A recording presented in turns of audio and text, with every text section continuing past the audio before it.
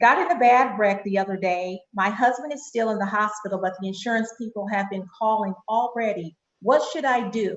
I'm really upset and I don't want to say the wrong thing. Thank you so much for your question, Kim. Well, Kim, that's actually a good question, a question that a lot of our clients, mine and Rockies both have when they're in a bad accident. The first thing I can tell you, if the accident is as bad as you indicate that it is, you're probably going to need a lawyer to help you navigate through the insurance scheme, I guess, and to be able to tell whether or not you're going to be able to get the best possible result. By contacting a lawyer, they're going to be able to give you advice on whether or not you should give a statement, which we generally do not allow folks to do. Just letting your insurance company know that there has been an accident or the other side, or it's someone else's fault, is certainly okay.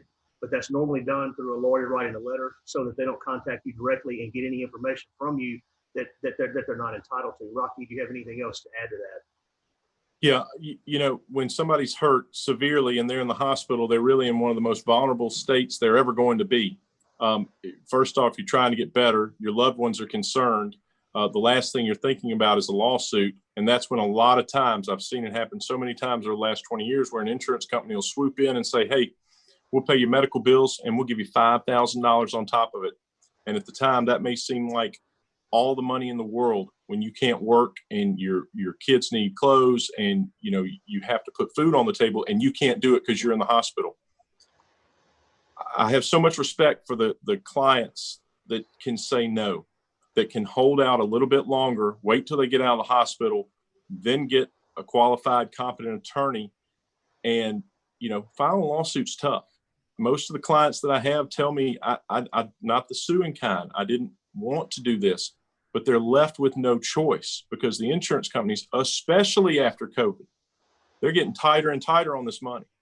And so if you don't have somebody that's going to fight them, that doesn't do it every day, that's not geared up to go to trial if you have to, they're going to take advantage of you because they are not in the business of helping people that are not their insurers. They're in the business of saving money for their insurers. And if you don't believe that, then you haven't been doing this for 20 years. Tim?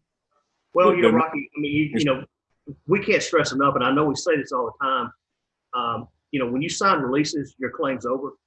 I mean, so, you know, when the accident, you're in a bad accident or even a small accident, and you don't really know what your injuries are going to be until some weeks or months after that.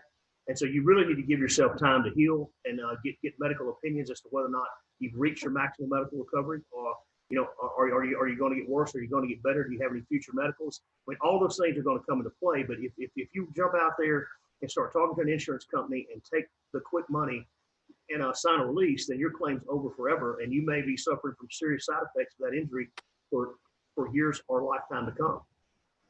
Good point. Well, one of the things you said that stood out to me, Rocky, and I think a lot of people probably are in that situation, I'm not the suing kind.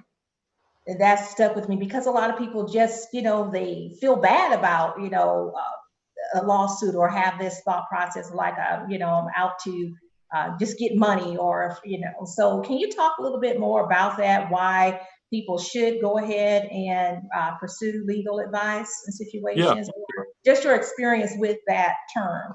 Yeah, absolutely. Just last week, I had a husband and wife up here from Crystal Springs, and, you know, the guy had a broken leg. He had about 25, 30,000 medical bills, and the insurance company wants to offer him $38,000. Well, he couldn't work for a month. And now he can't do as much as he did before because he's got some permanent injuries. He's doing physical therapy. He's missing more time from work. The wife stays home, so she's not able to earn money out in the market. So what are they supposed to do? So 30,000 medical bills. He's missed a couple months. He's going to miss more time than that. He's never going to be the same. And they want to offer $38,000.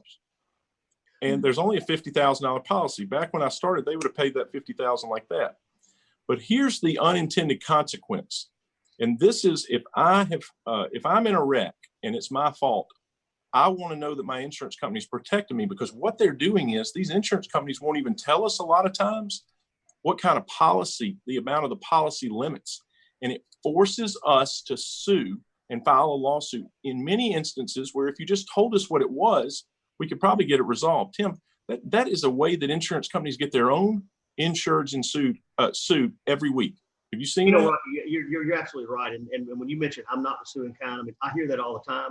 I think that the U.S. Chamber of Commerce ads and the tort reform push, as well as insurance companies in general, have created a stigma associated with filing a lawsuit. When in fact, the reason that you're filing a lawsuit is because you have been injured, or the reason you should be filing a lawsuit is the fact that you have been injured and you're not able to get the compensation that you deserve from dealing with the insurance company directly. That's the reason lawsuits have to be filed. I mean, unfortunately, we're have our hands tied behind our back many times of even knowing what the insurance policy limits are on an accident without filing a lawsuit. So, you know, I have folks come in the office go, I'm not the suing kind. Well, you become the suing kind when you have to protect your interests and your rights, and filing a lawsuit in those instances there should not be a stigma associated with it like it has been based upon the negative PR that's been put out there by folks like the U.S. Chamber of Commerce.